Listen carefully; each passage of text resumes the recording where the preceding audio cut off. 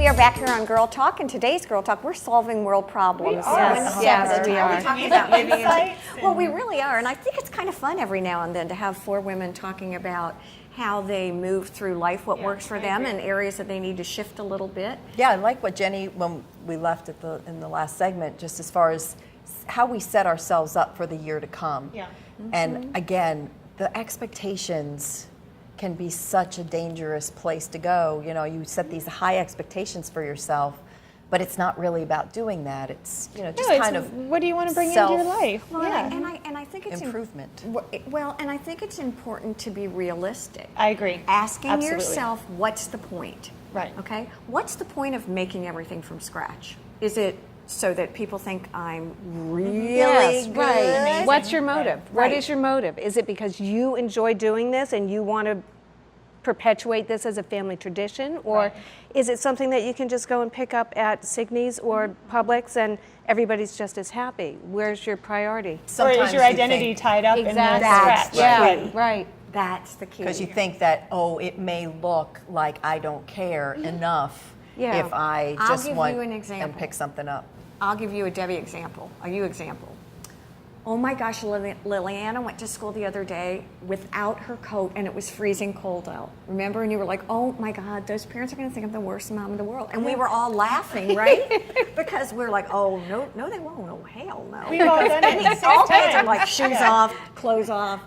Pajamas. Right. Yeah, that's Mustard the classic. stain. Exactly. Exactly. So that nobody judges us as harshly as we judge ourselves. I too. agree with that. But no, I think you really hit the nail on the head with that as far as what's the root of that desire. And you know, even like, so many people want to lose weight or get fit, you know, for the new year. And it's like, well, same thing. What's your motivation? Is your motivation because you're not acceptable unless you're 20 pounds thinner? Or is your motivation because you want to have more energy to participate in your life in a different way? You know what's interesting about that? You were talking about the shoulds.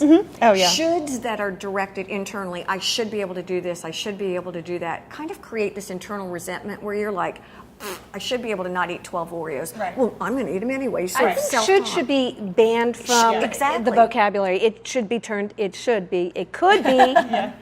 could. Right. It makes such a difference takes the when you pressure say, I off. could have done it this way. And should directed outwardly, you should have done this. Judgment. Oh, that's bad. Judgment. Bad, yeah. So I think, again, there are, I call it twisted thinking. Right? It's just slightly twisted thinking. We all do it, We do. especially when we're what? Hungry, Under angry, stress lonely, and tired. Right. There's a new, maybe not a new book, but there's a book out that talks about just incremental changes. Just tiny little changes that, if done consistently, It creates will dramatic totally results. alter your life. You know, 10 minutes earlier to bed, 10 minutes earlier up. Anything that is going to make that much, we all have to choose our own priorities. Do But you do guilt? Do you practice guilt? Not nearly. I mean, I could have, you know, much lettered better in that at when I letting it was go. younger. Yeah, Yeah. Not as much anymore because I feel like I've eased up on the expectations of myself of what's practice realistic. I do when I haven't fulfilled a commitment that I've made to somebody else. Yeah. I'm not that, I don't feel guilty myself, but I'm not responsible to a whole family, so it's a little easier for Once me. you start learning that you're not responsible for the universe, Right, right, you yes. can't control True. the universe. Right. That's been a big lesson of mine, and it's then you just kind of you begin to let it go.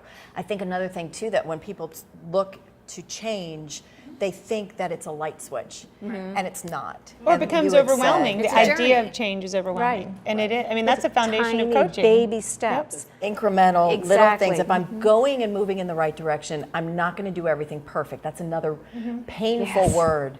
Right. That perfectionism, that just It's not gets- real. Brene Brown, It's Brene not. Brown, Man. Brene Brown, The Gift of Imperfection, best book ever, because she basically talks about what is perfect. No, as soon as you We realize are I perfect. can. We are the perfect selves. We are. There's no imperfection here. We are the perfect Debbie, Sue, Jen. Well, and you realize you become a prisoner to your own mind because all that Yeah. judgment you're putting on yourself of how you're not meeting some invisible expectation, right? But the expectation's here, so you're making yourself miserable for no reason. So as soon as you can be like, you know, what if I'm okay? What if Yeah. this is good enough? What if the people that I love know I love them? If I get up every day and do my best, like what can I ask for more than That's that? the key. That's right? exactly You know, it. and then That's you're it. free and you can actually have some fun. That's the one word that, you know, have some fun. Fun should be your Exactly. priority. I know we're going to take a quick break, but I think coming back to that topic is really important because I think advice that you and I both give to a lot of people is lighten up. Lighten up. Take it easy. Lighten up. Yeah. Stay with us. We'll be right back and we're going to lighten up. Yay.